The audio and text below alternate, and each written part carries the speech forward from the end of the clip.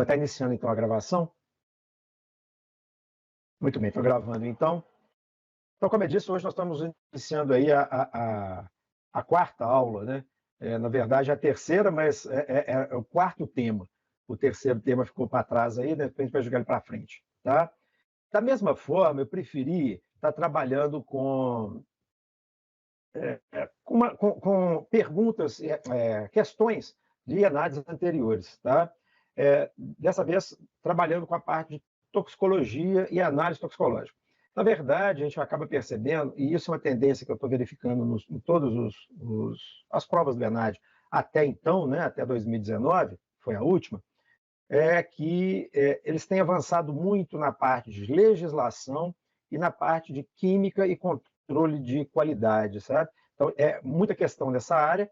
A parte tanto de farmácia quanto alguma coisa que a gente poderia entender como toxicologia também, muitas vezes embutido em atenção farmacêutica, né, em acompanhamento farmacoterápico, aí, né, em gerenciamento de terapia medicamentosa. Então, acaba ficando meio diluído aí dentro. A cada ano que passa, o ENAD vai ganhando uma cara meio parecida com o do Enem, tá? Onde você não tem uma questão que é especificamente de determinada disciplina, mas que acaba misturando várias disciplinas numa única questão. Mas algumas são bem evidentes, e foram essas que eu resolvi pegar, então, para a gente trabalhar. Bom, muito bem, então vamos ver. Essa questão anterior aqui, eu vou comentar ela aqui, depois a gente volta a comentar do ano anterior, na disciplina anterior lá, né, de farmácia comunitária. Mas esse aqui está colocando que é um homem de 78 anos de idade, com hipertensão e dislipidemia, uso contínuo de enalapril, atenolol, alodipino e simvastatina. Foi à farmácia do seu bairro com queixa de dores articulares e solicitou ibuprofeno 600 miligramas. Após 3 dias de uso do medicamento, ele apresentou sintomas indicativos de crise hipertensiva e, por isso, buscou pelo serviço de atendimento de urgência. Como eu falei, as coisas ficam muito diluídas uma dentro da outra. Essa questão, que teoricamente seria uma de atenção farmacêutica, para você tentar identificar qual que é o PRM e tudo mais, a gente pode olhar pelo foco aqui também da toxicologia. Uma vez que a gente disse o seguinte, na toxicologia alguns conceitos são importantes, né? Um deles é que toda substância, né, isso foi falado lá para o Paracelsus, toda substância, né, qualquer substância química né, pode ser um fármaco ou pode ser um toxicante. Já estou adaptando a fala do Paracelsus para os dias de hoje. Né? O que diferencia um fármaco de um toxicante são as condições às quais eu me exponho a essa substância química. Ou seja, se eu uso na dose correta, se eu uso pelo tempo correto, se eu uso pela via correta, e se não há interação entre esse fármaco e outros fármacos, outras substâncias químicas que eu esteja usando, ele vai ser, obviamente, aí um fármaco. Né? Agora, se eu uso essa substância em dose inadequada, geralmente exagerada, por tempo além daquele necessário, pela via incorreta, e se eu uso diversos outros fármacos que possam interagir com ele, aí a chance dele se tornar um toxicante, né, seria grande. Lembrando que a farmacologia e a toxicologia, elas comungam em algumas coisas. Primeiro, nas duas estão envolvidos um agente químico, né, uma substância química, um sistema biológico, né, um usuário daquele agente químico, que vai, né, interagir com aquele agente químico, né, um meio, né, que faz a ligação entre esse agente químico e o sistema biológico, ou seja, que propicia o contato, né, entre o agente químico e o sistema biológico, e daí um efeito resultante. Quando é um efeito benéfico, quem trata ou quem estuda é a farmacologia. Quando o efeito é um efeito danoso, é um efeito adverso, nesse caso, então, eu chamo de toxicologia, né? A toxicologia que vai estudar. Tá? Então, as condições de exposição que vão garantir um fármaco são as mesmas que garantirão um toxicante, só que de forma diferente. Né? Ou seja, a via correta faz com que aquela substância se torne um fármaco. A via incorreta pode fazer com que ela se torne um toxicante. A dose correta faz com que ele se torne um fármaco. A dose exagerada pode fazer com que ele se torne intoxicante. O tempo de exposição, né? Se for o tempo correto, a substância vai ser um fármaco. Se for incorreto, ela vai ser um toxicante. E se houver interação entre substâncias que amplifiquem o efeito uma da outra, né, pode também ocorrer reação adversa, tornando essa substância um toxicante. Então, isso aqui é só para poder a gente fazer essa introdução, perceber que qualquer questão relacionada a isso, a gente pode tratar pelas duas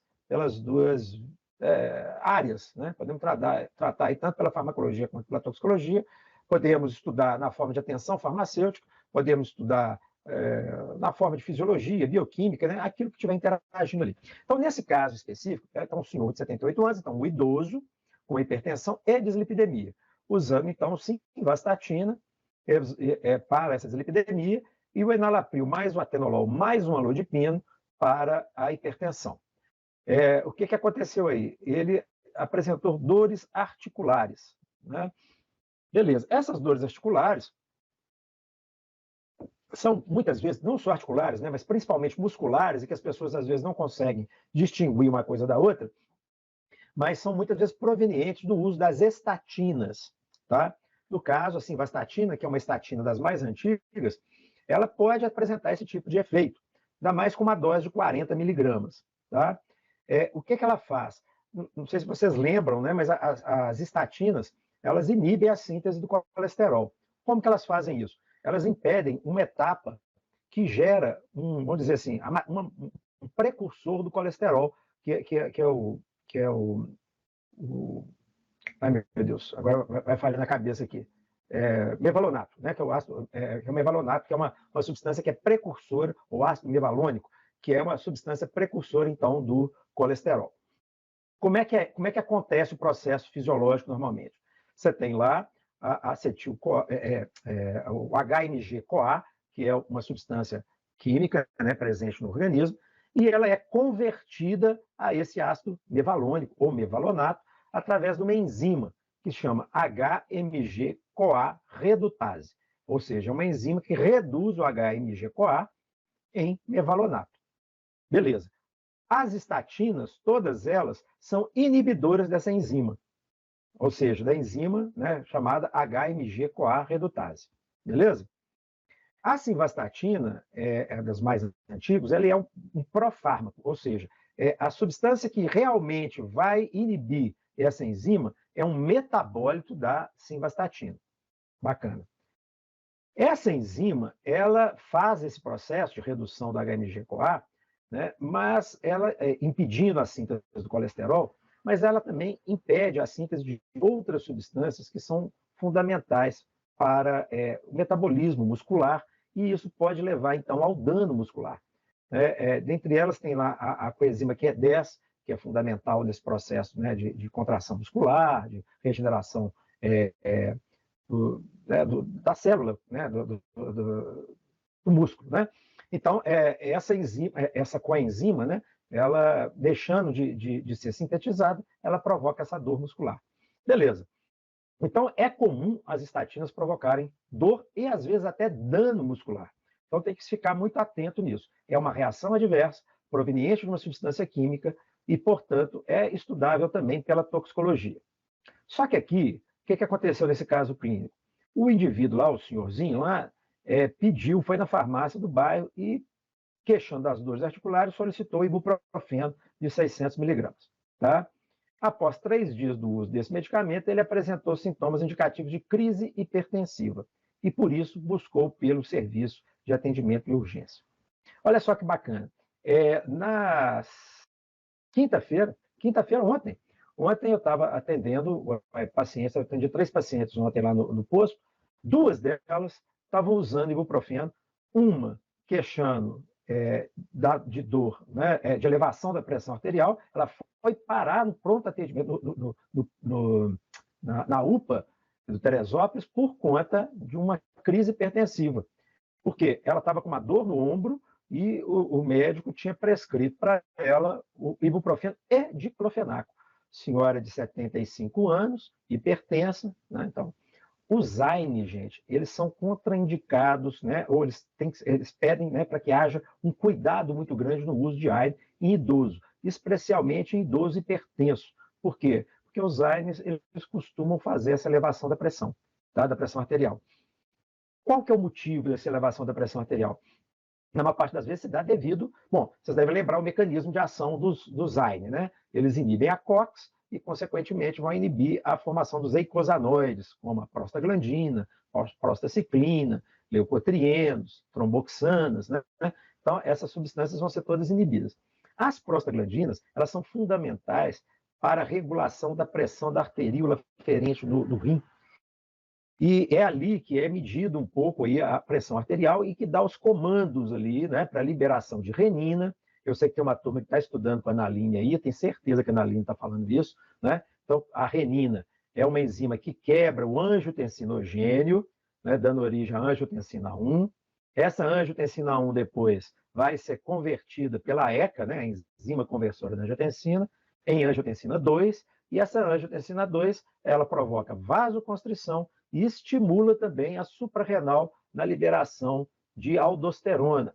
A aldosterona é um mineral do corticoide que volta, né, que age no rim também, impedindo a eliminação de sais como potássio, como sódio, e retém, então, esses elementos e, juntamente com eles, a água. Então, quer dizer, vasoconstrição e retenção de líquido, você vai estar influindo na resistência vascular periférica e também no volume circulante ali, né? Então, as duas coisas vão causar elevação da pressão arterial. Então, normalmente, os idosos são mais sensíveis a esse efeito, principalmente aqueles que já tiverem hipertensão, o que é especificamente o caso desse senhor aí, tá? Então, vamos lá à questão. Considerando o uso do anti-inflamatório não esteroidal, avalie as afirmações abaixo, tá? Primeiro, esse medicamento é considerado contraindicado para idosos. Acabei de falar isso, né? De acordo com os critérios de Beers, de 2019. Esses critérios, na verdade, é uma lista, né? São listas de substâncias, de medicamentos que devem ser evitados ou são até mesmo contraindicados em idosos, tá? E os AINE estão lá, tá? Então está correta essa afirmativa aí. Segundo, o ibuprofeno apresenta potenciais interações medicamentosas e elevado poder de documentação. O que é isso?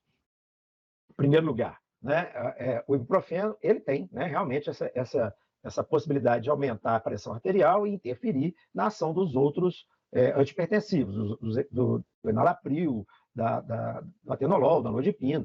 Então, isso aí seria complicado. E esse elevado poder de documentação, o que é isso?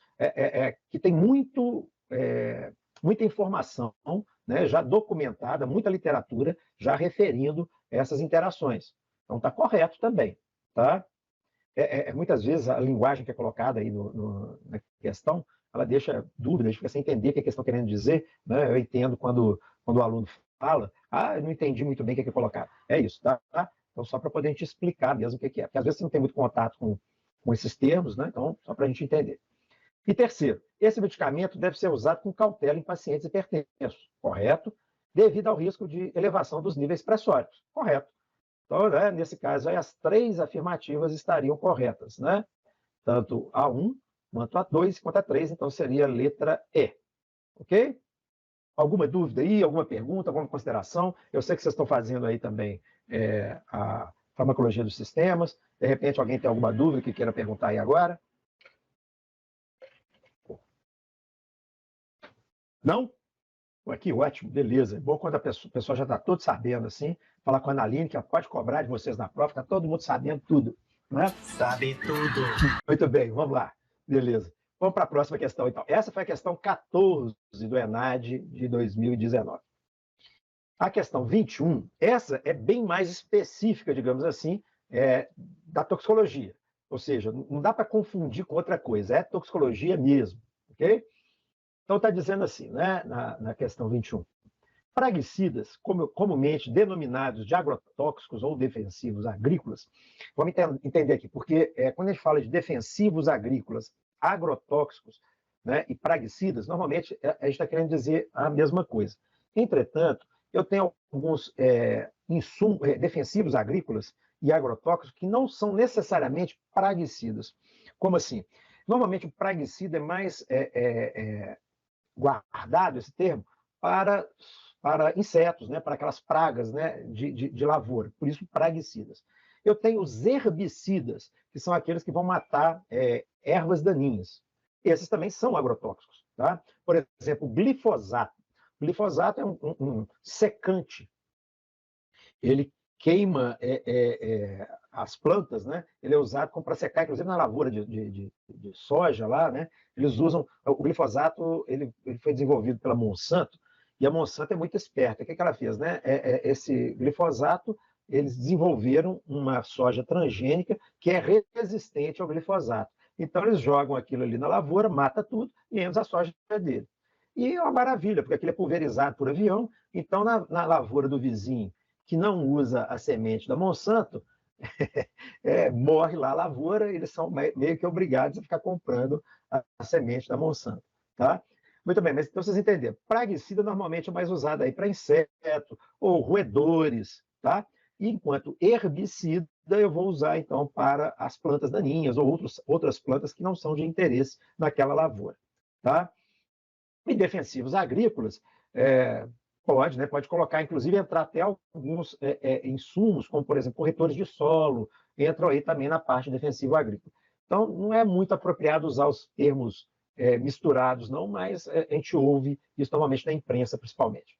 Então, os praguicidas podem ser definidos como qualquer substância ou mistura de substâncias introduzida deliberadamente no ambiente com a intenção de prevenir, destruir, repelir ou mitigar pragas, insetos e ou outras plantas. Tá? E vem sendo amplamente utilizado no Brasil e no mundo para aumentar o rendimento da produção agrícola. Bom, para vocês terem uma ideia, o Brasil, nos últimos anos, assim, teve um aumento de quase 200% no número de praguicidas, de forma geral, né, de inseticidas, agrotóxicos, vamos colocar assim, né, de agrotóxicos aceitos aqui. Muitos deles não são aceitos na maior parte dos países do mundo. Tá? Isso é um problema. Estudos de letalidade aguda, tá? De letalidade aguda, são essenciais para caracterizar efeitos tóxicos de substâncias. Beleza, perfeito. Suponha que foi realizado um estudo toxicológico em ratos para liberação de venda e utilização de 2 praguicidas. A dose letal, aí no caso a DL50, para aqueles que estão fazendo aula comigo agora, eu expliquei recentemente isso, né? DL50 é a dose letal 50%. O que significa? É a dose que estuda o efeito letal, né, suficiente, a dose suficiente para poder provocar o efeito letal na metade da população estudada, ou seja, em 50%. E por isso DL50. Esses 3 termos são de fundamental importância na toxicologia. Dose, efeito e resposta. Dose, então, é a quantidade dividida pelo peso corporal, ou massa corporal, quantidade da substância dividida pela massa corporal, quantidade normalmente é dada em miligramas, e essa massa corporal normalmente é em quilogramas. Tá? O efeito é a alteração biológica que eu estou observando.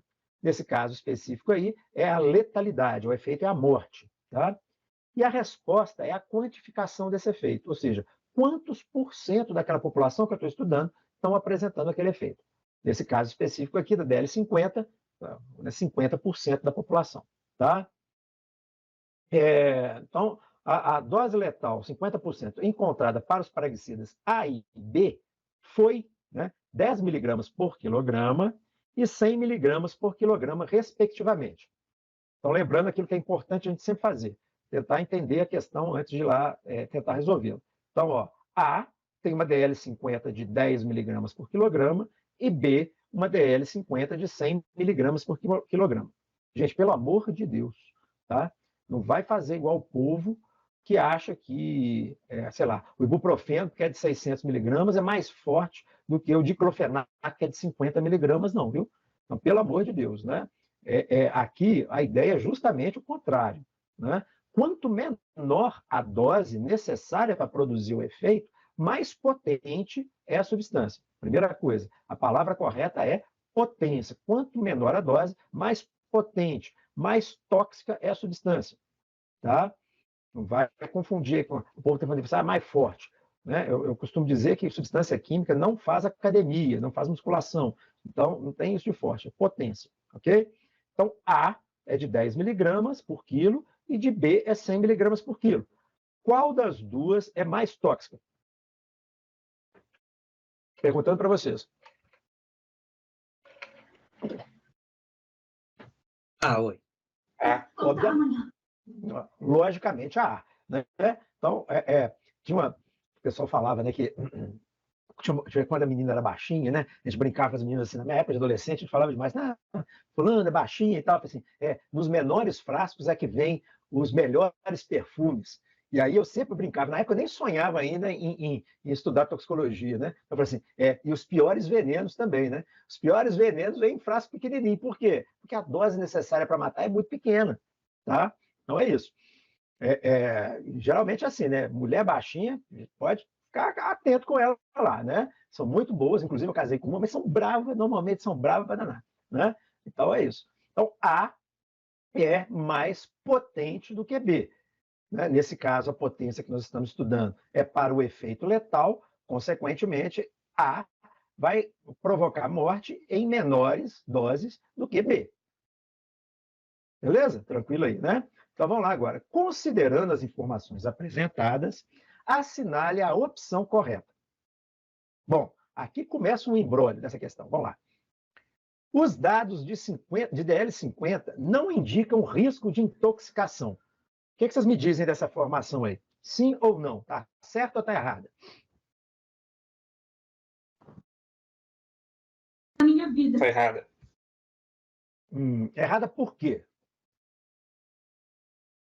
Não quero isso. DL50 indica um risco de intoxicação. Não faça isso.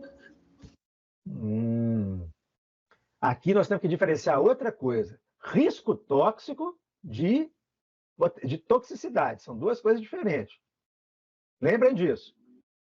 Olha, isso foi questão aí, né, de provas anteriores. Eu falo isso dentro de sala. Olha, até aconteceu agora, me disseram que o cara que ganhou na Mega Sena jogou o bilhete fora, né? Então, eu falo que eu vivo doido para poder ganhar sozinho na Mega Sena. Mas eu tenho um problema, é que eu não jogo. Né? Qual que é o risco de eu ganhar sozinho na Mega Sena? Né? Aí o professor, nenhum, né, professor? Não, eu posso achar o bilhete premiado que esse sujeito jogou fora aí. Né? Então, o risco é probabilidade de ocorrência daquela intoxicação. Perceba bem. Né? Então, os dados de DL50, eles estão relacionados, né, com a toxicidade. Percebam bem.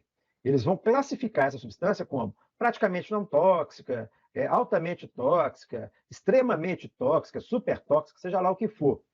Qual o sistema que você utilizar para classificar. Mas eles não vão dizer de risco de intoxicação, não. Por quê? Porque o risco de intoxicação pressupõe a exposição. Ok? Então, assim, aquilo que eu falei em sala, quem está tendo aula comigo, né? Olha, qual que é o risco de nós nos intoxicarmos por digoxina? Nós que não usamos digoxina, nós que não temos digoxina em casa, nós que não trabalhamos com digoxina, eu até trabalho, mas nós que não temos contato com a digoxina, né? É pequeno. Qual que é a chance de eu me intoxicar por cafeína? Né? Eu tomo café, tomo chá, tomo Coca-Cola, né? Eu estou me expondo a cafeína o dia inteiro e gosto de café. Eu tomo quantidades assim abusivas de café mesmo todo dia. Né? Professor, eu acho que isso é um mal de professor. Né? Então, assim, a DL50 da cafeína é muitas vezes menor do que a da digoxina. Foi questão da prova anterior, se não me engano. Entretanto, o que acontece? Né? Se eu não me exponho à digoxina, mas me exponho à a cafeína vai me apresentar mais risco tóxico do que a digoxina. Concordam comigo? Então, não confundir risco com toxicidade. São duas coisas distintas. Vocês entenderam isso? Sim ou não? Sim. Sim. Então, a princípio, essa questão aí, né, a letra A estaria correta. Porque dados de DL50 é um valor obtido em condição padronizada de uso. Eu pego um animal, coloco esse animal numa gaiola, o grupo dele, todo mundo, geralmente, né? A gente costuma até trabalhar com irmãos para ter uma similaridade genética ali, tá? São animais da mesma ninhada, normalmente, mesmo peso, mesma idade, tá? Então, são animais padronizados. Eles comem a mesma ração, bebem a mesma água, dividem a mesma gaiola, são expostos a doses, né, diferentes, mas todo o restante é padronizado. E aí eu posso dizer, né, calcular uma DL50 e tudo mais. Agora, sair dessas condições padrão, venho para a população, venho para o ser humano, onde eu tenho baixinho, altinho, gordinho, magrinho, tem, né, sei lá, doente, não doente, pessoa com massa corporal alta, pessoa com com gordura corporal baixa, isso tudo influencia, tá? E vai alterar o risco da intoxicação também aí. Beleza? Então, a princípio, essa A estaria certa. Vamos lá. Segundo, os riscos de intoxicação são equivalentes para ambos os praguicidas. Pô, não sei. Simplesmente não sei. Porque o risco, como eu acabei de dizer para vocês, ele está relacionado com as condições de exposição. Como é que eu vou garantir isso? Risco de intoxicação, né? Não dá para eu garantir que esses riscos vão ser os mesmos aí, não. Né? Então, essa letra B aí ficou muito confusa. Tá? Beleza, vamos adiante. Pô, o Licínio não está sabendo nem a questão? Vamos lá. O praguicida A causa intoxicação com uma dose menor, quando comparado com o praguicida B. Ué, tá certo, não é isso? Ele vai causar intoxicação com uma dose menor. Né? A DL50 dele é de 10 miligramas por quilograma, a do outro é 10 vezes maior. Beleza. Então tá. Então já tenho A e já tenho C certo. E tenho B que eu estou na dúvida aqui porque eu não entendi. Letra D. O praguicida B causa intoxicação com uma dose... Aí está errado. Né? Quem causa aí, se C está certo, B está errado. D está errado. Né? Beleza. Letra E. O praguicida B causa intoxicação com uma dose maior quando comparado com o praguicida A. Ou seja, a mesma coisa da letra C. Olha que questão bem formulada, maravilhosa dessa. E essa foi da última prova, pensei que o povo já tinha aprendido a fazer. Né? Aí eu falei assim, pô, não é possível. Eu fui consultar o gabarito, né, gente? Porque é uma questão dessa, eu falei assim, pô, eu já não estou sabendo mais nada. O cara aí está com alguma pegadinha que eu não consegui entender. E aí, o que a gente descobre? É que essa questão foi anulada, por motivos óbvios. Por que eu estou comentando ela aqui? É por isso, gente, não tenha medo daquilo que vocês sabem, não, tá? Se você viu uma questão dessa, o que você vai fazer? Eu vou procurar aquilo que eu tenho certeza. Porque se eu tiver certeza, eu marco aquelas que eu tenho certeza, né? Escolho uma daquelas que eu tenho certeza nesse caso. Eu sei que C e E são a mesma coisa, só voltando aqui. C, o praguicida A causa intoxicação com uma dose menor, e o praguicida B causa intoxicação com uma dose maior. Então, quer dizer, isso aí não tem como, né? Tem algum erro aqui. Então, eu seleciono uma das duas e depois entro com recurso, se for o caso. Então, essa questão foi anulada, provavelmente alguém entrou com recurso e anularam essa questão. Mas eu mantive ela aqui justamente para poder a gente trabalhar esse conceito de risco tóxico e toxicidade, que são duas coisas distintas. Beleza? Então, vamos lá. Bacana. Questão agora, né? Isso foi de 2019, agora a gente está passando já para o ENAD de 2016. Tá? Então, eu coloco aqui. Em novembro de 2015, ocorreu o que está sendo considerado o maior acidente ambiental do país, o vazamento da barragem do Fundão, na região de Mariana, em Minas Gerais. Isso porque não tinha acontecido ainda ali do Córrego do Feijão, lá em Brumadinho, né? Beleza. Então, vamos lá. Espalhando enorme quantidade de lama e rejeitos de mineração. Esta lama continha enorme quantidade de ferro, entre outros metais secundários, resultantes da atividade de mineração, o que causou, além do assoreamento, ou seja, né, assoreamento todo mundo sabe o que é, né? É quando o leito do rio vai sendo tomado por terra ou rejeitos e vai subindo. Então, o rio vai ficando rasinho, né? Assorear, né? Como se colocasse um assoalho ali no fundo do rio, né? Aumentasse, diminuísse o leito desse rio. Beleza. Então, o assoreamento, a contaminação da água do Rio Doce e seus afluentes. Considerando essa situação e os efeitos da contaminação no organismo humano por metais, avalie as afirmações a seguir. Gente, intoxicação por metais, elas são geralmente sérias. Entretanto, se são metais pesados, esses metais pesados normalmente têm um efeito mais drástico, mais complicado. Esses metais pesados normalmente agem nas vias neurológicas, atrapalham a neurotransmissão, vão provocar condução, né, problemas de condução de oxigênio. Então, tem uma série de problemas. Quem são esses metais pesados? Bom, basicamente, eu tenho de metal pesado o chumbo, talvez, né, fica mais fácil de vocês guardarem, metal pesado, o chumbo, né, o cádmio, o arsênio e o mercúrio, né? Então, por exemplo, usado na mineração, né, de ouro lá no Amazonas, né, o pessoal estava usando lá nas tribos Yanomami, né? Vocês ouviram os Yanomami tudo intoxicado com mercúrio. Então, ó, chumbo, mercúrio, cádmio e arsênio são 4 dos metais pesados, tá? 4 metais pesados. Então, todos eles têm danos, causam danos muito intensos aí ao organismo, tá? Vamos ver aí as afirmativas e vamos ver aqui o que a gente consegue identificar. Então, o excesso de ferro, aí no caso o ferro não entra como metal pesado não, tá? Ocasiona lesões hepáticas, podendo levar ao hepatocarcinoma. Vamos entender, o ferro ele é fundamental no nosso organismo para a síntese da hemoglobina, né? Nosso organismo ele sintetiza um pigmento da hemoglobina, né? Hemoglobina, você sabe, né? Tem um núcleo que não é proteico e tem a parte proteica que forma, então, a hemoglobina. A globina, né, é proteica. E o grupo M é um grupo não proteico, tá? Ele é composto por uma base que é uma protoporfirina, que tem no centro o núcleo, né, no núcleo lá o ferro. Esse ferro está no estágio de oxidação 2+, e é necessário que ele esteja nesse estágio de oxidação para conseguir transportar o oxigênio. Então, a gente tem, inclusive, no nosso organismo, algum estoquezinho de ferro para poder fazer essa síntese, só que a gente recicla demais, né? A hemácia se rompe, né? Vai ficando velha, ali no baço, normalmente, já começa um processo de reciclagem, e né, ocorre, então, essa reciclagem. Agora, se eu tenho excesso de ferro, né, aí é um problema também, porque ele tende a armazenar, a depositar no fígado, e pode, sim, está levando facilitando o aparecimento de nódulos e hepatocarcinoma, pode estar realmente causando esse tipo de efeito, tá? Então, nada em excesso é muito bom, não, tá? Inclusive, na última aula, a gente falou aí de pessoas que acham que o sulfato ferroso, quanto mais der, melhor.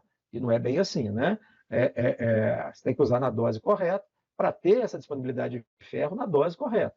Excesso nunca é muito bom para o nosso organismo, não. O chumbo pode provocar, esse é o 2, né? O chumbo pode provocar, deixa eu colocar só aqui um apontador laser, tá? O chumbo, então, pode provocar reações de oxidação lesivas às células, além da anemia e disfunção renal. Olha só, o chumbo ele tem um grande problema. Além disso tudo que a gente está falando aqui, deixa eu só sair daqui. Além disso tudo que está sendo dito aí, né, ele também interfere na formação desse que a gente falou, desse pigmento ferroprotoporfirina. A protoporfirina ela é sintetizada através de uma substância chamada ácido deltamino-levulínico.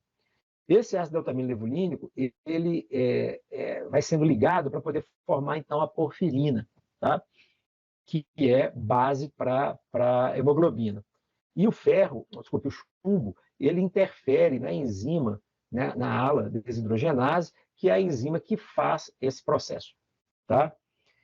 O chumbo, então, ele não é muito agradável para o nosso organismo, estando lá, ele pode provocar essa inibição dessa enzima, que vai provocar, inclusive, a anemia, né?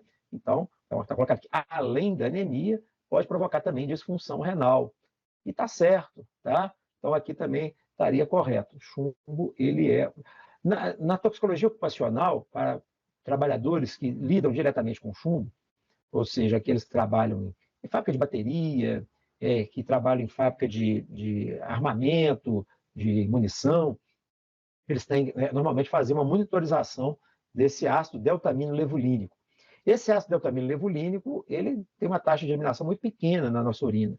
Quando começa a aumentar, significa que meu organismo não está aproveitando esse ácido, provavelmente porque a enzima que faz o aproveitamento dele está inibida. É como se eu destruísse a fábrica de porfirina, né? E aí sobrasse matéria-prima, que é o ácido deltamino-levulínico. Tá?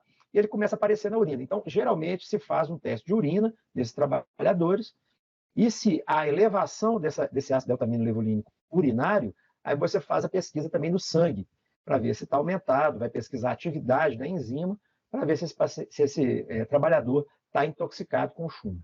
Tá? Então, o chumbo é um problema aí de intoxicação ocupacional muito grande.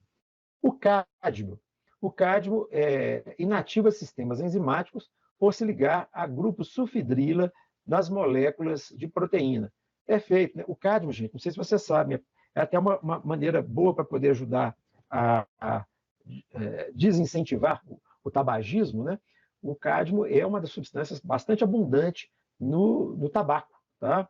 Então, na hora que se fuma, vai também uma boa quantidade de cádmio para dentro do organismo. Ele liga agrupamento sulfidrila nas moléculas proteicas. Nós, inclusive, dissemos na última aula, falando sobre o paracetamol, que o metabólito do paracetamol também se ligava a grupo sulfidrila, que é aquele grupo SH, né? Enxofre hidrogênio. Então, essas proteínas, gente, estão espalhadas pelo nosso organismo.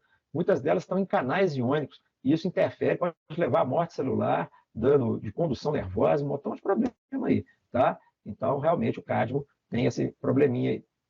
O arsênio, o nome da substância química é arsênio, tá, gente? Não é arsênico, não. O arsênico normalmente é um sal do arsênio, tá? Então, o arsênio provoca efeitos de baixa gravidade, como alterações gastrointestinais leves, e a exemplo de náuseas e vômitos. Gente, o arsênio talvez seja um dos mais tóxicos de todos esses metais pesados aí, tá? É um com maior potencial, né, de causar mal aí para o usuário, tá?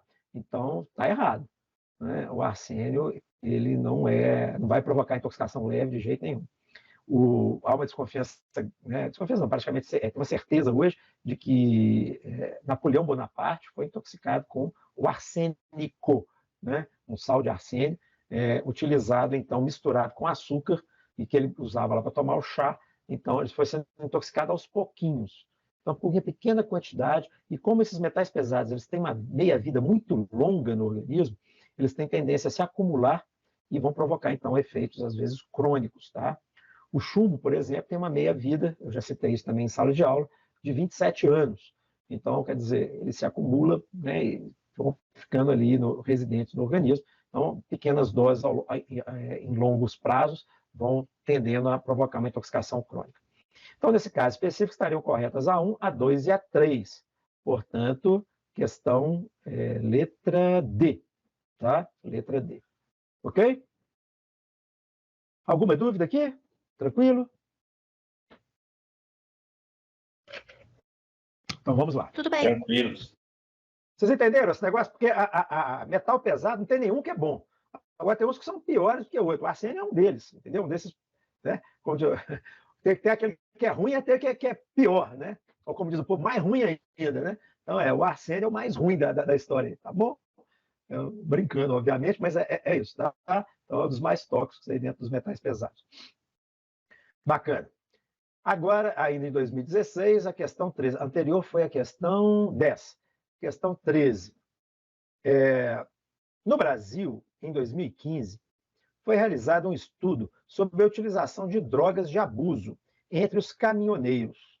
Participaram do estudo 993 motoristas de caminhão que coletaram voluntariamente, ou seja, o cara não era obrigado, ele fez o que ele quis, né? Voluntariamente amostras de urina para a realização de análises toxicológicas. Então, gente, quando a gente fala de toxicologia, análise toxicológica, Análise toxicológica é isso, são os exames feitos para tentar identificar o agente químico ali presente. Essas análises toxicológicas, elas têm várias finalidades, né? Essa identificação do agente químico pode ser para finalidade legal, aí, como é o caso do estudo de drogas em caminhoneiro. Você sabe que hoje tem o exame toxicológico que é exigido aí para renovação de carteira. Então é isso, né? Vai tentar identificar substâncias que esse indivíduo esteja usando, né, a longo prazo, né? Então, às vezes a pessoa acha que é só largar, parar de tomar e que não vai pegar mais, né? Não vai conseguir achar nos exames. Tem muito exame aí que consegue detectar por um período longo essas substâncias químicas, tá? Outra finalidade pode ser para o esporte, como caiu também na primeira prova, né? A análise toxicológica visando aí a doping, né? Exame antidoping, é uma possibilidade. Finalidade forense, para tratamento, para a pessoa morreu, foi intoxicada por uma substância, ou tentaram matar alguém, você, né, identifica ali a substância e consegue perceber a presença daquele intoxicante. Então é isso. Então a análise toxicológica se encaixa aí. Os resultados foram positivos para o uso de anfetaminas, 5,4%, cocaína, 2,6% e maconha, 1%. Percebam bem, esses foram os voluntários. Tá? Aqueles que não se voluntariaram, porque quando você sabe que vai ser pego, você não se voluntaria para poder fazer uma coisa dessa. Né? Então, esses foram os voluntários. Então, significa dizer que boa parte dos caminhoneiros estão aí rodando em condições, né, de estrada ruim, trânsito ruim, caminhões de conservação duvidosa, né, e ainda tudo rebitado, tudo aí, né, com uso de anfetamina, com uso de cocaína, maconha, e sem falar no álcool. Tá? Beleza. Bacana. Em relação às análises toxicológicas de drogas de abuso e ou seus metabólitos na urina, avalie as afirmações a seguir. 1. A concentração da salivar de cocaína, quando avaliada, é equivalente à concentração urinária dessa droga. Então, gente, uma coisa, normalmente o líquido corporal, o fluido corporal, que é o mais correto de dizer, mais usado em toxicologia é a urina, sem dúvida. Por quê? Porque ele tem uma relação muito grande com a concentração sanguínea, que é o que no final das contas importa. Ok? Então, o que sai na urina, normalmente é porque está sendo eliminado ali do sangue. E a quantidade que eu encontro na urina, normalmente tem uma equivalência com a concentração sanguínea. Ok? Outra coisa, por que a urina é importante? Porque ela é um fluido que, para eu colher, eu não preciso de nenhum procedimento invasivo. Né? Então, a pessoa basta urinar num potinho, lá no vidrinho, e eu consigo a amostra ali. Então são todos testes normalmente muito importantes, os testes de urina para identificação de drogas. Tá? Quando eu quero confirmar esse resultado, eu quero ter uma certeza maior, né? Então já identifiquei na urina, aí eu colho o sangue. Eu colho o sangue para poder, então, confirmar e ver se realmente tem essa relação. Muitos trabalhos em toxicologia são feitos dessa forma. Ou seja, eu pego a substância, administro no animal ou num voluntário e pego a urina, vejo a concentração da urina, depois eu pego a amostra de sangue, vejo a concentração no sangue e vejo qual que é a relação entre elas. Ok? Então, é o que normalmente se usa. Entretanto, existem outros fluidos corporais que podem ser utilizados também para identificação da presença da droga. Mas, normalmente, esses outros não guardam uma relação muito fidedigna com a concentração plasmática. Ok?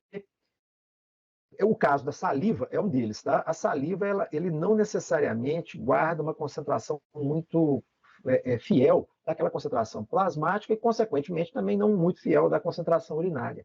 Então, essa afirmativa aí estaria errada. Ok? Então, quer dizer, a saliva é um bom método qualitativo, ou seja, eu identifico a presença da cocaína.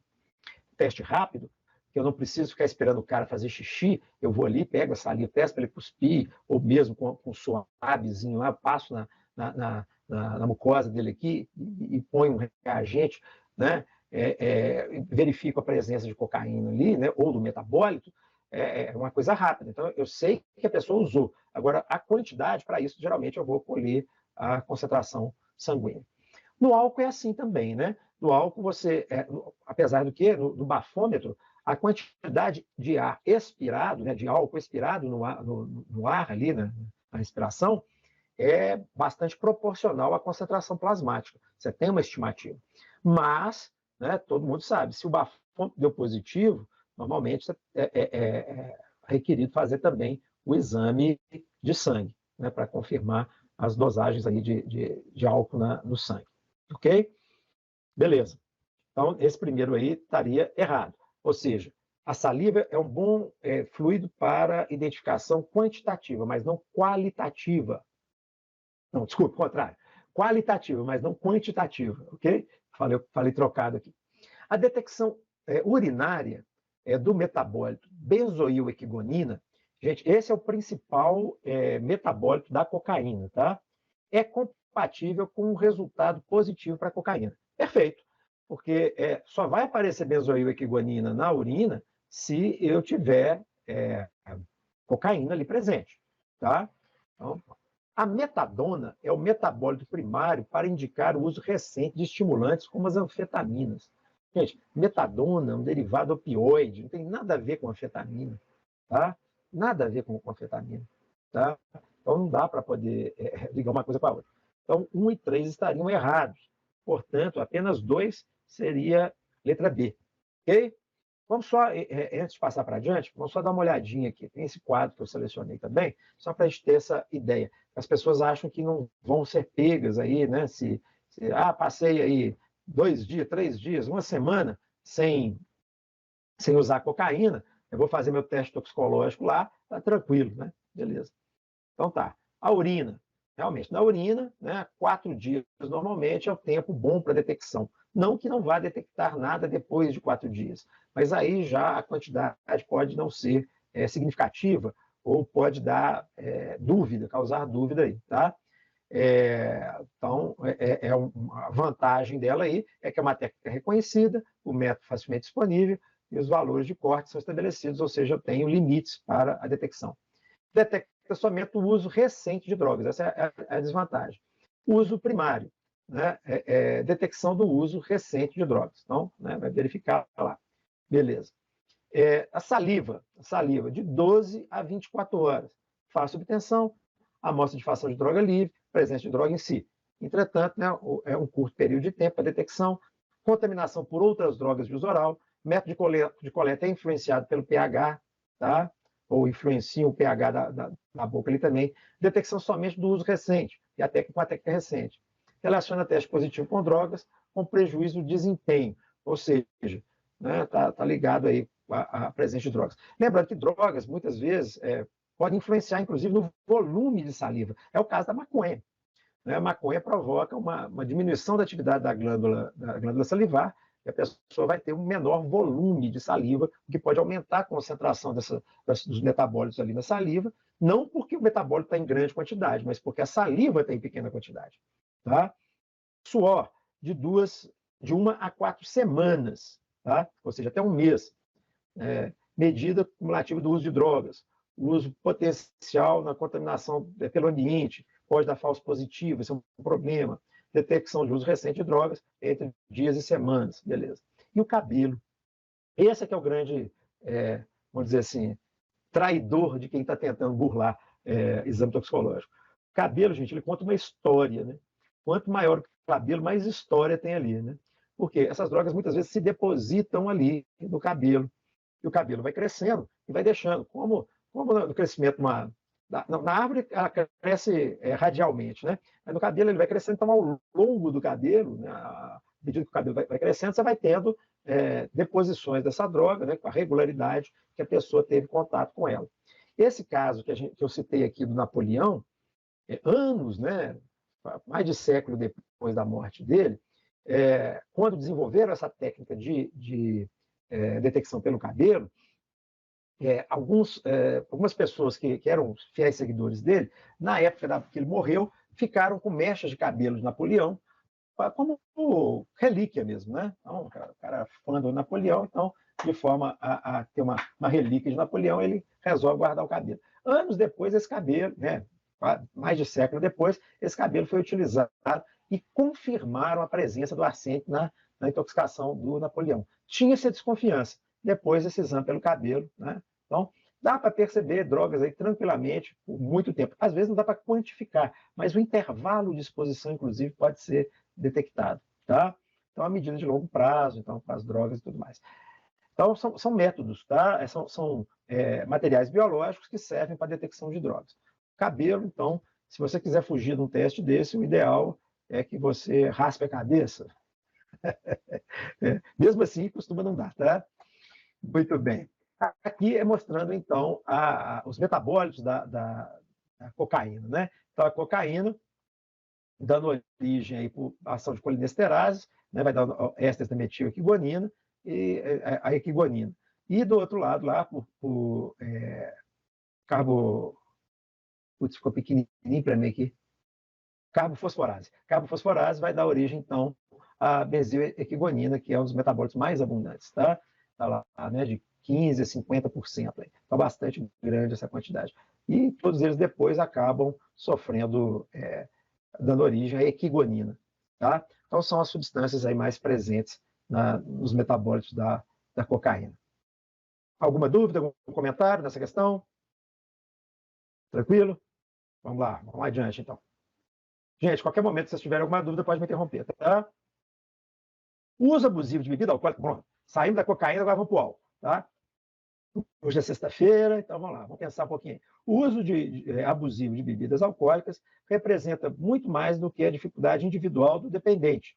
Configura-se como um problema de saúde pública.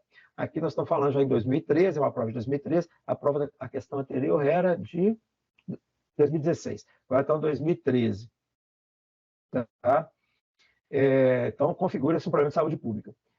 Se considerarmos os efeitos físicos do uso do etanol, é possível elencar uma série de doenças, tais como hepáticas graves, pancreatite, doença circulatória, obesidade, carência nutricional, neuropatias, melhor dizendo, sem contar os aspectos de agressividade, problemas domésticos propiciados pelo uso do álcool ou a sua síndrome de abstinência. O álcool, ele tem, né, como a maior parte de drogas que provocam dependência, ele tem dois grandes problemas. Além do uso abusivo em si, ainda há um outro problema, que é a síndrome de abstinência. Vamos entender dois conceitos que eu ainda não trabalhei com vocês ainda esse semestre.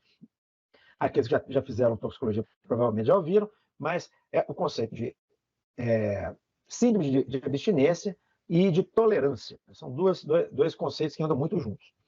Então, por exemplo, quando você usa uma substância por um período prolongado, a tendência, como diz o povo, é que o seu organismo fica acostumado com aquela substância.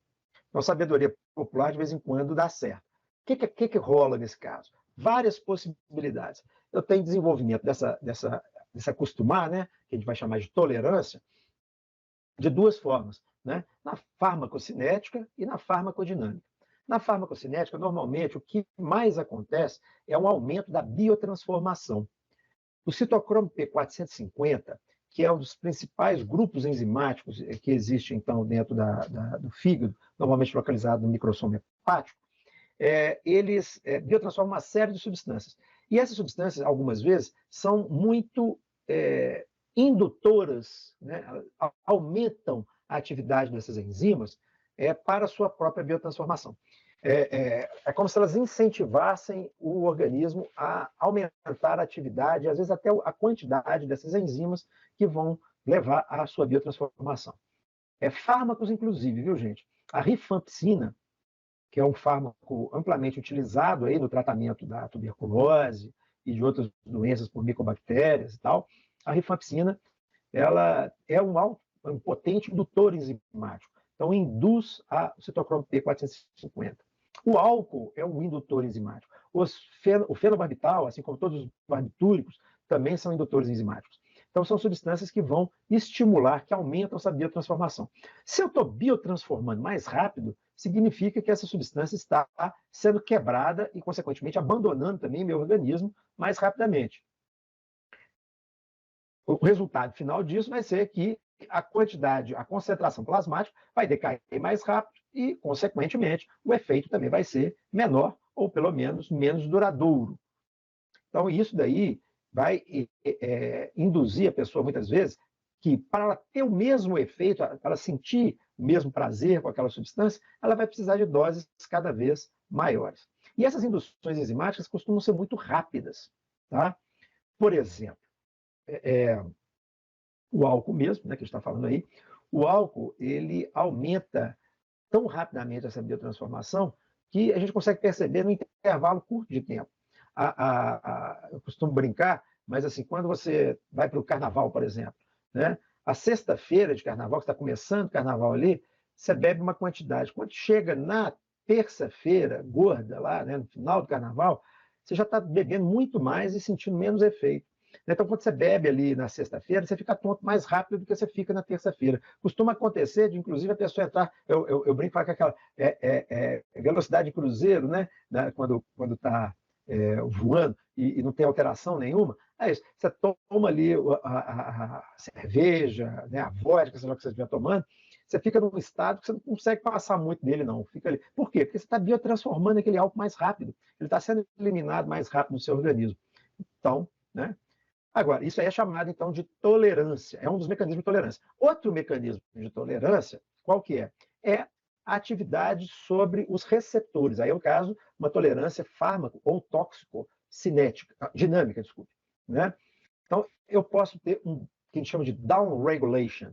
Downregulation é quando eu diminuo o número de receptores. Ou upregulation, que é quando eu aumento o número de receptores. Nas duas situações pode ocasionar tolerância. Como assim? Por exemplo, se eu preciso, vou imaginar uma célula que eu tenha 10 receptores para uma substância tóxica qualquer, tá? E que eu preciso, para que o efeito aconteça, de metade desses receptores acionados. Entendido? Então, dos 10, eu vou precisar de 5 acionados. Quando eu tenho upregulation, eu vou ter um aumento do número de receptores. Então, de 10, eu passo para 20. Se eu preciso de metade deles acionados, agora 5 não me bastam mais. Eu preciso de 10 deles acionados para poder ter o efeito. Vocês conseguem entender isso? Então, eu vou precisar de uma quantidade maior daquela droga para poder provocar o mesmo efeito naquele... Né? Existe também a que a gente chama de dessensibilização de receptores, quando esse receptor ele deixa de responder a essa droga. Eu vou precisar de mais deles acionados para que o efeito seja o mesmo. Então, são vários mecanismos de desenvolvimento de tolerância. Mas a tolerância ela pode ser definida como isso: a necessidade de uso de quantidades cada vez maiores para poder obter o mesmo efeito. E a síndrome de abstinência? A síndrome de abstinência é um outro ponto. A síndrome de abstinência é justamente quando meu organismo, já acostumado à presença da droga, ele para de produzir, de repente, alguma coisa. Exemplo, eu estou tomando álcool todo dia. O álcool é álcool assim, né? Bebida alcoólica. Estou tomando bebida alcoólica todo dia. E o álcool é um depressor do sistema nervoso central. Né? Então, ao deprimir o sistema nervoso central, no primeiro dia você fica assim, né, mais deprimidinho, mais sonolento e tal. Aí você começa a usar com maior frequência, seu organismo vai adaptando. Como? Ele para de produzir substâncias endógenas que são depressoras do sistema nervoso central, como, por exemplo, o ácido gama-aminobutírico, o GABA. Então, o GABA é o depressor do sistema nervoso central natural nosso. Ele está lá. Né? Ele é importante para evitar convulsão, para evitar ansiedade, ele está lá. Né? Se eu estou usando álcool, meu organismo, que não é besta nem nada, fala assim, para que eu vou gastar energia para produzir GABA se eu já estou recebendo álcool lá de fora? Entenderam? Então, ele diminui a produção do GABA. E aí, o sujeito para de beber. No que ele para de beber rápido assim, né, se parar de uma vezada, o meu organismo não vai ter tempo para voltar a produzir aquela quantidade de GABA necessária. O que acontece? Vai ocorrer, então, uma síndrome, um conjunto de sinais e sintomas decorrentes dessa ausência, né? Tanto de GABA quanto de álcool. né? Vocês já devem ter visto o indivíduo, tem filme, o indivíduo está lá, chega tremendo assim, não consegue nem segurar o copinho de cachaça, mas na hora que toma a cachaça, pouco tempo depois, ele para de tremer. O que é isso? Né? Um sinal de síndrome de abstinência, chamado de delírio tremens, né? Que ele começa a tremer. Esse tremor é característico do indivíduo em síndrome de abstinência alcoólica. Entendido? Então, a abstinência ela é geralmente o efeito contrário àquele que acontece na presença da droga. Se a droga é depressora, eu vou ter uma hiperestimulação do sistema nervoso, que pode levar, inclusive, à convulsão, coisa que acontece na abstinência alcoólica. Entendido? Bom, vamos lá. Então, aí está falando assim, no que se refere a efeitos adversos do etanol, avalie as seguintes asserções e a relação proposta entre elas. Então, tem duas frases e depois vamos procurar, a gente tem que relacionar uma com a outra. Entre as principais complicações associadas ao uso abusivo e agudo de bebidas alcoólicas está a perda de memória, psicose, hiperglicemia e dificuldade de confabulação. Pois, gente, perda de memória, aí não estabeleceu muito qual tipo de perda de memória. Né? Há pessoas que têm, né, dose aguda, né, muito alta, conseguem esquecer realmente o que aconteceu depois do efeito da droga. Agora, psicose, hiperglicemia, só a hiperglicemia já mata essa assertiva aqui. O que acontece? A pessoa vai no pronto-socorro tomar glicose na veia quando está tendo uma intoxicação, é porque ela está com hiperglicemia ou porque ela está com hipoglicemia? O que vocês acham? Tem que perguntar de vez em quando para saber se tem alguém acordado aí. Repete, por favor. Olá, eu estou perguntando se a hiperglicemia ou a hipoglicemia é que vão causar a necessidade da pessoa alcoolizada tomar glicose na veia. Né? Aí, pô. Óbvio, né, gente? Então, ó, aqui, eu não tenho certeza essa questão da perda de memória, eu não tenho certeza essa questão da psicose, nem sei o que ele está querendo dizer com dificuldade de confabulação. Agora, a hiperglicemia já matou essa assertiva. Né? Não é hiperglicemia, é hipoglicemia. Alguém sabe me dizer por que o álcool provoca hipoglicemia?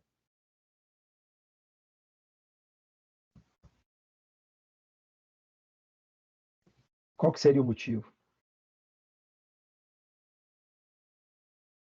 Perde muita glicose na diurese? Não, porque normalmente a glicose nem é muito perdida na diurese, não, né? Só quando ela está em excesso no sangue que a gente vai começar a perder a glicose na urina, né? Inclusive é um indicativo de diabetes, né? Aqui o principal problema é o seguinte, né? Nós temos o gasto energético normal e na utilização do álcool, o álcool, devido à sua metabolização, que vai dar origem a lactato, piruvato e tudo mais, ele acaba inibindo uma via do metabolismo da glicose, que é a gliconeogênese. O que é isso? É quando eu já depletei meus estoques, né? Eu perdi, já gastei meus estoques de glicose, que estão nos músculos, que estão no fígado, tá? Já perdi meus estoques todos de glicose. E aí eu começo a quebrar proteína, começo a quebrar glicose, começo a quebrar gordura para produzir glicose. É gliconeogênese. Gênese é formação, neo, nova. Tá? Então, nova formação de glicose. Então, pega a partir de outros oligoelementos, como proteínas e lipídios, eu vou fazer a conversão para o carboidrato, que é a glicose. Então, é fundamental no nosso dia a dia. Né? Então, a pessoa que está mal alimentada, está com estoque baixo de glicose, de glicogênio hepático, né? O que vai acontecer? Ele depleta isso rapidinho, né? E poucos minutos depois já começa a sentir os efeitos dessa falta de glicose no sangue. E aí, quando entra num nível de álcool mais elevado, essa hipoglicemia é tão grave que ele tem que ir realmente para o socorro, tomar glicose na veia, juntamente com a ampolinha lá de vitamina, de tiamina, né? Porque ele depleta o álcool também, é fundamental a presença da tiamina ali, para evitar uma síndrome de Vergne-Korsakov, que é uma síndrome específica. Isso depois, na aula, eu explico para vocês, tá? Quem estiver fazendo aula comigo. Bom, então essa aí já estaria errada. Beleza. 2. O etanol age sobre o sistema GABAérgico. promovendo uma significativa depressão do sistema nervoso central, alterando aspectos desde comportamentais até motores, como a coordenação dos movimentos. Beleza, né? Realmente, né? Eu já até citei aqui, ele interfere nessa via GABAérgica, ele acaba facilitando a atividade do GABA, além do próprio álcool já ser um depressor, quando ele altera a permeabilidade da membrana mesmo, da membrana plasmática, ele altera essa densidade e diminui a condutância também do impulso elétrico ali na membrana do neurônio, tá? A fluidez ali daquela membrana. Então, gente, está correta, essa segunda está correta. Então, aí, essas asserções, está lá, né? Asserção 1 e 2, verdadeiro, não. 1 e 2 são... Não são. Asserção 1 é uma proposição verdadeira, não, está errado. D. Asserção 1 é uma proposição falsa e a 2 é uma proposição verdadeira, correto. Então, é a letra D, tá? Gabarito, letra D. Ok, aqui só para poder mostrar, então a gente tem aqui o receptor GABAérgico. Eu estou colocando aqui porque duas substâncias que caem demais nessas provas, que são os benzodiazepínicos. Não sei se vocês conseguem ver na minha caneta apontadora aqui, se eu estou apontando no lugar certo, porque eu estou usando o método de apresentação aqui, mas o GABA, né, os receptores GABAérgicos, né, tem dois tipos, o GABA-A e o B. Tá? Os GABA-A, eles são alvos dos benzodiazepínicos, tá? Agem também neles os barbitúricos, tá? E o álcool, tá? Os barbitúricos, os outros sedativos, tá? E o álcool, tá? Então, existem subtipos deles. Cada um deles tem uma sensibilidade diferente, tá? Mas é só a gente lembrar disso, okay? Que todos eles... Então, ali está mostrando onde é que o GABA se liga, que é na subunidade beta ali, onde os benzodiazepínicos se ligam, que é na subunidade alfa. Uma coisa importante para a gente entender aqui, vamos só detalhar isso rapidinho, nosso tempo já está acabando. O GABA se liga na subunidade beta. Ele é o neurotransmissor natural ali, tá? Os benzodiazepínicos não fazem o papel do GABA. Eles se ligam na subunidade alfa. E ao fazerem isso, eles alteram a conformação espacial das subunidades adjacentes, que formam o canal iônico. Esse canal é um canal de cloreto, como está aparecendo ali embaixo, Cl-. Tá?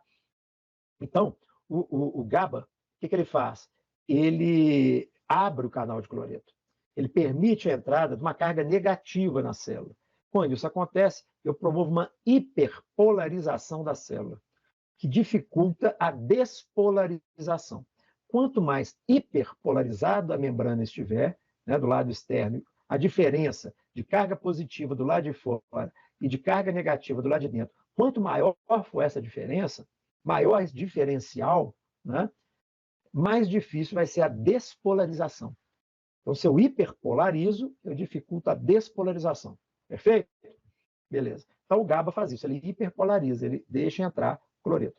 Os benzodiazepínicos, o álcool, eles não se ligam diretamente na subunidade beta, não.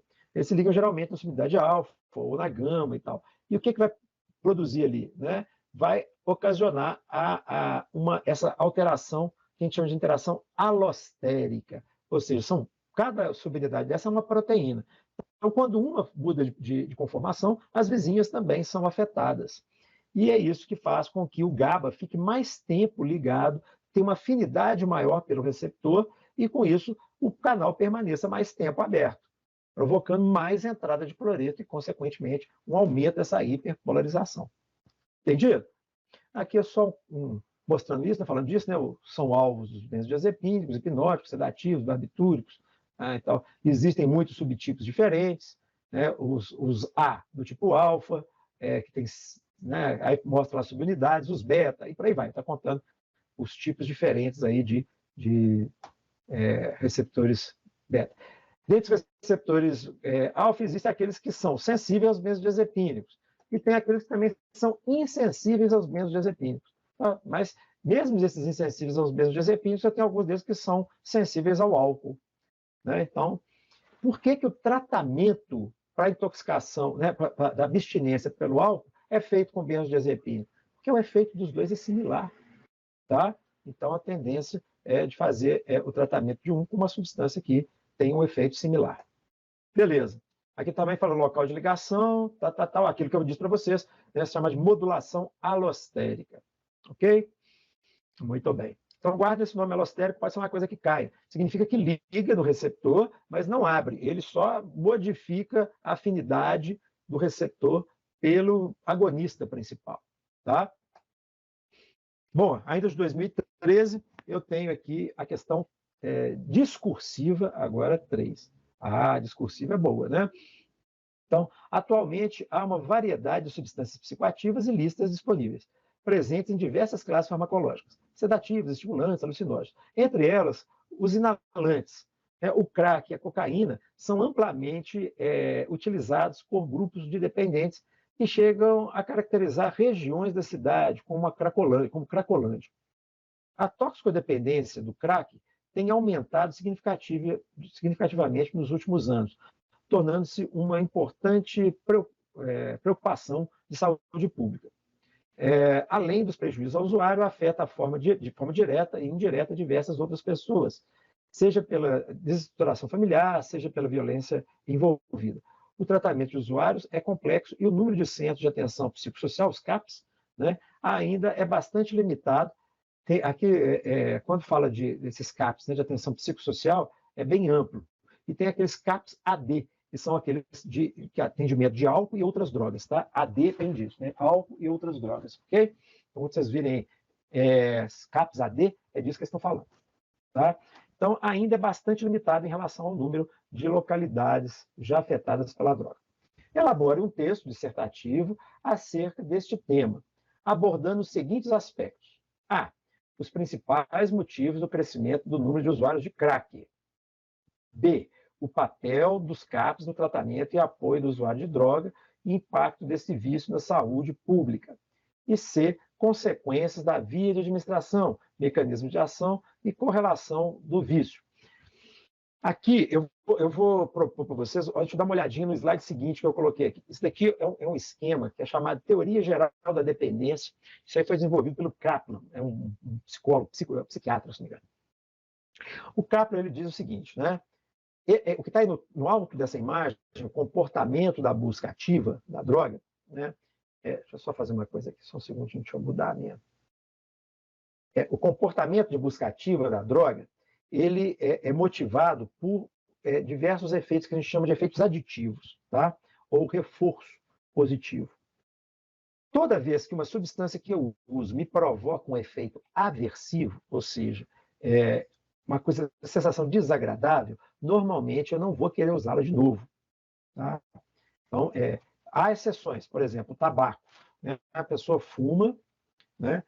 A primeira vez, passa mal, tosse, vomita, dá dor de cabeça, dá enjoo e tal, mas depois ela volta para insistir nisso até que ela se torna viciada no cigarro. Tá? Então, ele supera o efeito aversivo, mas aqui por uma outra questão, que são as variáveis moduladoras, como, por exemplo, o contexto social. Ou seja, é quando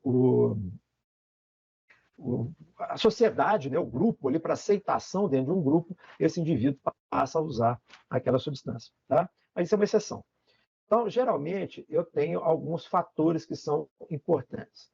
Por exemplo, efeitos discriminatórios de sugestão da droga. Ou seja, aquilo que eu acabei de dizer. A droga ela tem que provocar uma sensação agradável. Né? Então, a pessoa tem que se sentir satisfeita. E não necessariamente o que me deixa satisfeito no uso de uma droga vai ser o mesmo que vai deixar qualquer um de vocês, entendeu? Então, por exemplo, se a pessoa é muito agitada e ela usa maconha, a tendência é que ela fique mais calma, né? Tem uma sensação mais agradável, consiga enxergar a realidade de uma maneira mais gostosa, digamos assim. Então, se isso acontecer, ela usou a primeira vez, ela sentiu esse prazer, ela vai procurar. Então, a palavra-chave é essa, é prazer. A substância tem que provocar algum prazer para poder você procurá-la novamente. Mas não basta isso. Tá? Esse prazer tem que ser um prazer seguro. Como assim? Né? Então, vai aqui, estímulos condicionados aos efeitos da droga. Então, por exemplo, eu não posso usar uma droga que me deixe satisfeito, mas que me faz pular de um prédio. Os alucinógenos geralmente levam a esse tipo de efeito. Tá? Não digo pular do prédio, mas pode causar um dano. Vício, né? Uso continuado de alucinógeno, existe, né? Mas não há uma dependência química normalmente associada a alucinógeno, justamente por conta disso. Outra coisa, o tempo da ação dessa droga não pode ser uma coisa exagerada também, não. Porque a viagem, né, quando a pessoa viaja por muito tempo, isso já vai dando uma paranoia no sujeito e ele acaba não gostando muito desse efeito. Tá? Então, características de uma droga de abuso que vai ganhar muito adepto. Efeito rápido, essa é outra coisa que eu esqueci de falar. Então, aqui, o efeito de reforço positivo e negativo, né? Então, tem que estimular rapidamente, provocar um efeito, a pessoa perceber o efeito logo que usa a droga, ou poucos segundos, minutos depois. Tá? Então, esse efeito você vai conseguir enxergar da droga. Segundo, o efeito tem que ser agradável e não pode ser um efeito que te cause algum dano imediato, né? E também, de preferência, ter uma duração que seja considerada também dentro desse caráter agradável. Nesses critérios todos, tanto a cocaína quanto o crack se encaixam, principalmente o crack. O crack, por ser uma base livre da cocaína, é um cristal de cocaína, basicamente, né? E ao ser fumado, ele passa como se não houvesse, né, barreira hematoencefálica. Chega no sistema nervoso central em frações de segundo, mais rápido do que a injeção de cocaína. Tá? Então, é um tiro na cabeça mesmo de cocaína que estimula as vias dopaminérgicas e que vai produzir uma sensação de prazer muito grande. Relatos em papers, em publicações, em artigos, dão conta de usuários que tiveram orgasmo, né, espontâneo após a utilização do crack, principalmente depois da primeira vez.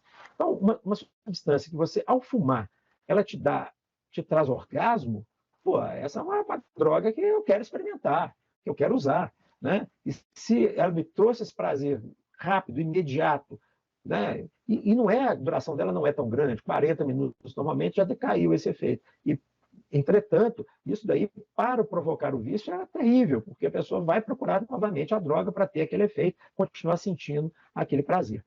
Então, quando coloca aqui, né, quais os principais motivos do crescimento dos usuários de crack? Primeiro, é uma droga que se encaixa nessas características de uma droga de abuso, porque provoca efeito rápido, estimula via dopaminérgica da gratificação, que é normalmente onde vai ser estimulado, né, as pessoas que têm, né, o desenvolvimento dessa intoxicação. Aqui, ó, quando fala de monaminas, né, a dopamina entra aqui. Tá? Então, liberação de monaminas. Então, e outra, é barato. É uma droga barata. As pedras de crack, eu não sei, vou precisar valor, mas elas são mais baratas que a própria cocaína. Né? Então, tem um consumo ali grande justamente porque são baratas. Tá? Então, basicamente, esses fatores já levariam a desenvolvimento da dependência. Agora, obviamente que eu tenho outras coisas relacionadas a esse quadro. Né? Por exemplo, está pedindo aí para falar também do papel da CAPS-AD. Né? Então, a relação aí do papel da CAPS-AD no tratamento de apoio a estudante, né? Ele já oferece apoio psicológico, não só ao usuário, mas também à família, então isso é muito importante. Né? Eles procuram integrar o usuário, né? Principalmente aqueles mais jovens, né? Ao mercado ali, à comunidade. Então, isso acaba sendo né? Geralmente são feitos grupos, né? Para esse tratamento em grupo, psicoterapia de grupo. Então, isso ajuda bastante. Né? Então, os CAPs são fundamentais nesse sentido. Então, obviamente, que como qualquer droga que provoca dependência, o primeiro passo é a pessoa querer. Ser forçada a participar de CAPs, às vezes, não dá certo. Né? Mesmo quando é de interesse da pessoa, é difícil, às vezes, sair do vício. Tá? As consequências para o indivíduo, né, que eles pedem aí, né, como um todo, tem a questão da desagregação familiar, como o próprio texto coloca, né, da violência, da marginalização, às vezes até a saída de casa. Né? Fator econômico, a pessoa que é dependente, ela passa a gastar mais tempo procurando a droga, usando a droga e se curando do efeito da droga, do que qualquer outra coisa. Às vezes passa o dia inteiro nessa luta. Né? para conseguir a droga, para usar a droga e depois para poder desfazer aí os efeitos ocorridos do uso da droga. Então não tem tempo para trabalhar, não consegue relacionar com ninguém e assim vai. Então você tem que abordar esse tipo de coisa, né? Falar dessas características né, de ser uma droga barata, de ser uma droga que provoca efeito rápido, por aí vai. Bacana. Essa aí, Bernard, de 2007, a 2010, gente, infelizmente, não encontrei, tá? A de 2010 não tinha nenhuma questão de toxicologia. Então, aqui a segunda legislação, tá, o nosso tempo, eu vou até a 21 e 20, tá? Quem puder acompanhar, só mais duas questões aqui, a gente liquida. Então, segundo a legislação, linguiça é o produto carne industrializado obtido por carnes de animais, de açougue, tal. Beleza. Aí está dizendo lá na frente que esses produtos eles são necessários ao uso de sais de cura, como nitrato, nitrito de sódio e de potássio. São largamente utilizados como aditivos alimentares em produtos carnes. Então, linguiça, salame, diversas, até mesmo a carne que você compra em açougue, muitas vezes eles colocam nitrito e nitrato, porque além deles conservarem a carne, eles mantêm a cor vermelha da hemoglobina, então a carne fica vermelhinha, ela não escurece. Aquela carne muito vermelha no açougue, pode desconfiar dela. Tá? Aí está colocando, né? Devem ser presentes nos alimentos de acordo com as concentrações estabelecidas pelos órgãos responsáveis, como, por exemplo, a Anvisa ou o Ministério da Agricultura. Seus efeitos adversos são representados principalmente pela metahemoglobina, a metamiohemoglobina, a metahemoglobina tóxica, e pela formação de nitrosaminas de ação carcinogênica. Tais aditivos devem, portanto, ser submetidos a uma avaliação toxicológica que, muito bem, é só entender, essas substâncias, o que elas fazem? Elas mudam o estado de oxidação do ferro, de 2+ para 3+. Basicamente isso que acontece.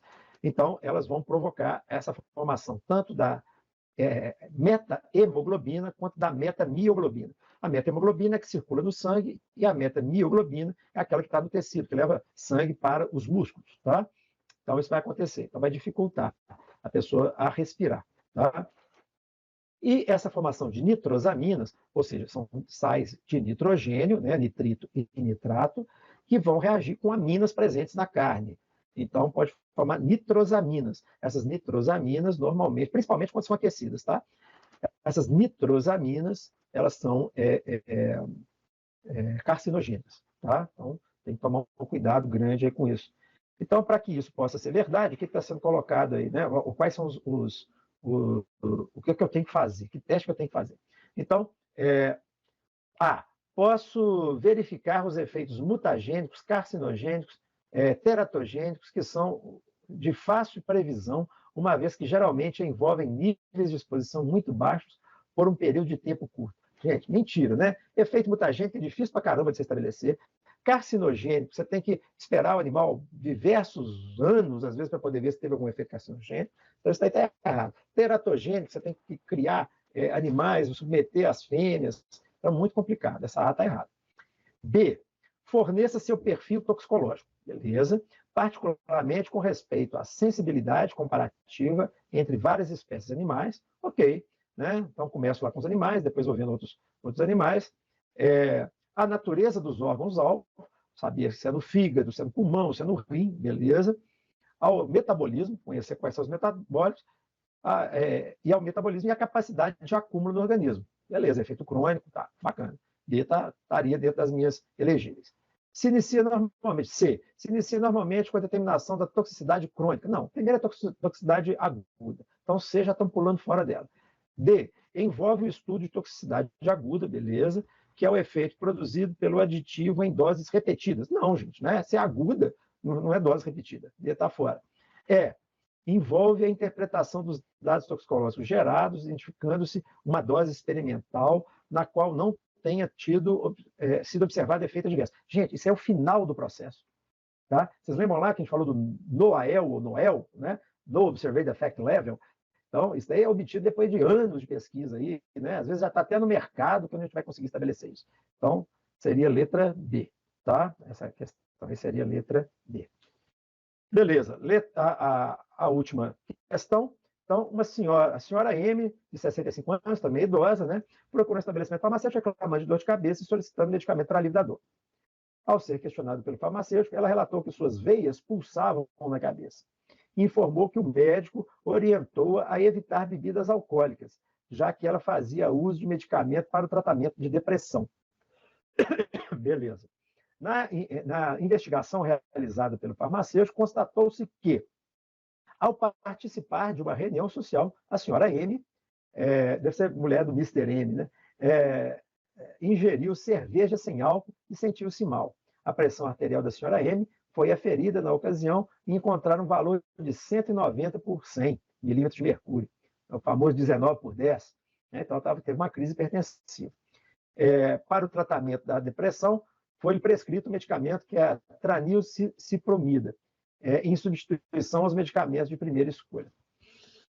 Vamos lá, esse caso aqui é interessantíssimo, porque existe uma coisa, vocês depois pesquisem aí na internet, chamada de mal do vinho e do queijo. Tá? Tanto o vinho, quanto o queijo, quanto qualquer bebida fermentada, tá?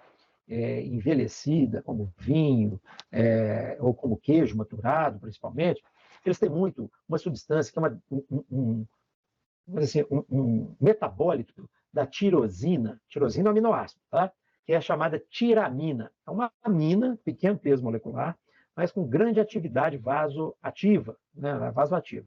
Além de que ela pode ser novamente convertida a tiramina, que como é que eu vou dizer para vocês? É um dos elementos que depois vai ser necessário para a síntese de noradrenalina, adrenalina, né? Dopamina, e por aí vai, todas essas monaminas que estão envolvidas com a elevação da pressão arterial. Tá?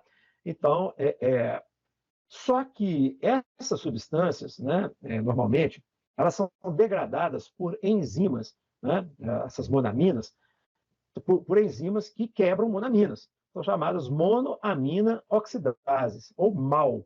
Tá? Então, a MAO, né, ela tem vários tipos, tá, gente? Mas a MAO ela é uma enzima de fundamental importância para evitar que haja uma quantidade muito grande dessas enzimas, dessas monaminas, que são potencialmente, pode levar potencialmente uma hipertensão. Tá? Beleza. Então, só que esse medicamento aí, para depressão, muitas vezes, né, antigamente, hoje não usa muito não, né? Mas antigamente se usava muito os IMAL, inibidores da monoamina oxidase. Para quê? Porque a depressão estava muito associada a níveis baixos de dopamina também. Vocês lembram lá que eu acabei de falar que as substâncias químicas que provocavam dependência geralmente agiam na via dopaminérgica da gratificação? Então, se você tem pouca dopamina, essa via fica pouco estimulada e a pessoa vai se sentir deprimida. Tá? Inclusive, aparece isso na síndrome de abstinência, essas drogas que têm dependência, que provocam dependência. Então, quando você inibe a MAO e usa alimentos ricos em tiramina, como é o caso do vinho, da cerveja, do queijo, pode ocorrer, então, uma crise hipertensiva, como aconteceu com a senhora M. Ah, professor, mas ela tomou cerveja sem álcool. E daí? Né? A cerveja, no caso aí, ela foi fermentada também, né? Tiraram o álcool, fez a extração do álcool depois, mas ela está ali presente, o processo de fermentação, e a presença da tiramina também, mesmo no mosto ali, antes de ser fermentado, ela já é alta. Tá? Então, não importa se é com álcool ou sem álcool, não deve utilizar. Tá? Então, vamos lá. Quais são as alternativas? Contactar o médico da senhora M, solicitando a prescrição de um antihipertensivo e orientá-la a interromper o tratamento com um antidepressivo. Errado. Suspeitar que a senhora M teve uma reação característica da interação entre medicamento e alimento e encaminhá-la ao serviço de saúde. Perfeito. Tranquilo. Vamos ver se tem mais alguma que possa caber aí. Sugerir que a senhora M tome um analgésico não opioide e repouse. Nada a ver, né? Uma dor de cabeça ali, só não vai cuidar da crise hipertensiva da mulher, não. Sugerir que a senhora M repouse para diminuir a sintomatologia da cefaleia. Não. Informar ao médico da senhora M que a tranilcipromida apresentou efeitos colaterais inesperados. Não foi inesperado, você já sabia que isso poderia acontecer. Pedir para substituir talvez fosse uma solução realmente, né? Porque se a senhora M continuar tomando cerveja sem álcool, ela pode ter uma crise aí e vir à morte. Ok? Então, por hoje é só, pessoal. Alguma dúvida, alguma pergunta? Não. Tranquilo, então? Tudo bem. Então tá ok, pessoal. Bom resto de final de semana. Se você estiver usando algum antidepressivo inibidor da mal, não beba cerveja, nem vinho, nem coma queijo, e seja uma pessoa não deprimida, mas totalmente infeliz, tá? Então, evitem o uso excessivo de álcool, mas vão aproveitar o final de semana e dar uma descansada que todo mundo merece. Grande abraço para vocês aí e até mais.